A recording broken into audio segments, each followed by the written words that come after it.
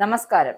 Iran ഒരിക്കലും ആണവായുധങ്ങൾ സ്വന്തമാക്കില്ല എന്ന വ്യവസ്ഥയിൽ ഇരു രാജ്യങ്ങളും തമ്മിൽ ധാരണയിലെത്തിയതായാണ് യുഎസ് പ്രസിഡന്റ് ഡൊണാൾഡ് ട്രംപ് വ്യക്തമാക്കുന്നത്.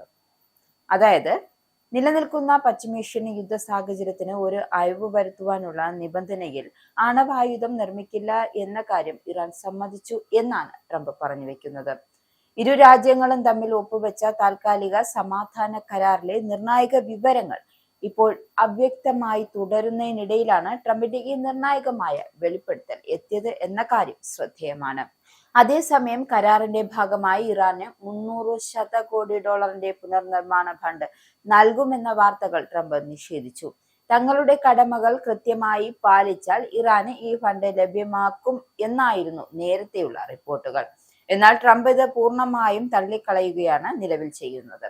ഇറാൻ ഇനി ഒരിക്കലും ആണവായുധം നിർമ്മിക്കില്ല എന്ന് സമ്മതിച്ചിട്ടുണ്ട് എന്നും ഇറാന് $300 മില്യൺ നൽകുമെന്ന വാർത്ത വ്യാജമാണ് എന്നാണ് ട്രംപ് പറഞ്ഞു വെക്കുന്നത്.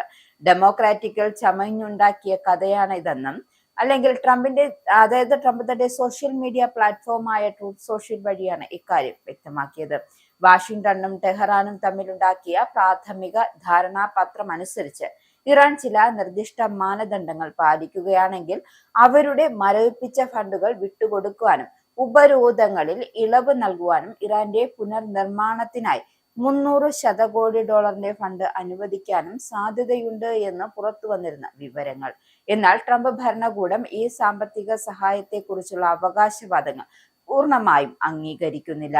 ഇറാൻ കരാർ വ്യവസ്ഥകൾ പാലിക്കുന്നുണ്ടോ എന്ന് ആരാണ് നിരീക്ഷിക്കുക എന്നതിനെ കുറിച്ചോ അവരുടെ ആണവ പദ്ധതികൾ എങ്ങനെ കൈകാര്യം ചെയ്യുന്നു എന്നതിനെ കുറിച്ചോ ട്രംപിന്റെ സംഘം ഇതുവരെയും വ്യക്തമായ വിശദീകരണം നൽകിയിട്ടില്ല.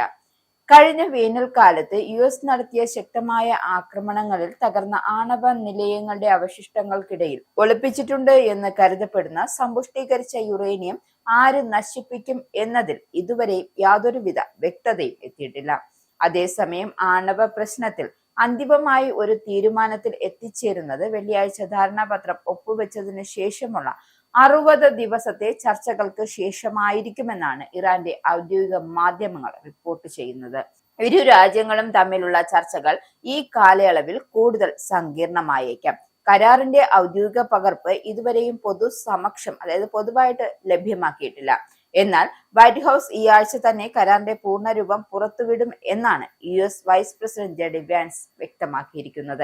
കരാറിലെ വ്യവസ്ഥകൾ ഇറാൻ പൂർണ്ണമായും നടപ്പിലാക്കുന്നത് വരെ അവർക്ക് ഒരു പൈസ പോലും ലഭിക്കില്ല എന്നും ഇതിലൂടെ ഏവർക്കും ബോധ്യപ്പെടുമെന്നും വാൻസ് പറയുന്നുണ്ട്. ഏതായാലും ഇറാന്റെ ആണവ ഭാവിയെ കുറിച്ചുള്ള ട്രംപിന്റെ നിലപാട് വൈസ് പ്രസിഡന്റ് ജെഡി വാൻസ് പൂർണ്ണ പിന്തുണ പ്രഖ്യാപിക്കുന്നുണ്ട്.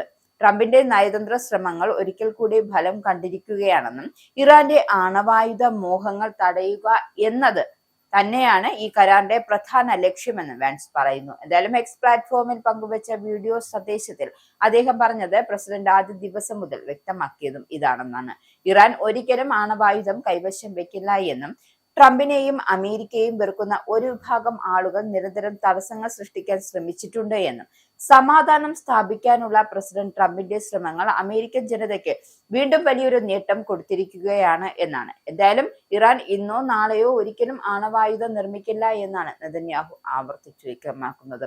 എന്നാൽ യുഎസ് ഇറാൻ സമാധാന കരാർ നിലവിൽ വന്നിട്ടും ലെബനൻ, സിറിയ, ഗാസ തുടങ്ങിയ പ്രദേശങ്ങളിൽ നിന്നും ഇസ്രായേൽ സൈന്യത്തെ പിൻവലിക്കില്ല എന്ന കർശന നിലപാടുമായാണ് നെതന്യാഹു ഇപ്പോഴും തുടരുന്നത്. ഈ ഒരു നിലപാടാണ് ട്രംപിനും നെതന്യാഹുവിനും ഇടയിൽ ചെറിയ വിള്ളലുകൾ ഉണ്ടാകുന്നത്. എന്താവും കാര്യങ്ങളെന്ന് നമുക്ക് കാത്തിരുന്ന് തന്നെ കാണാം.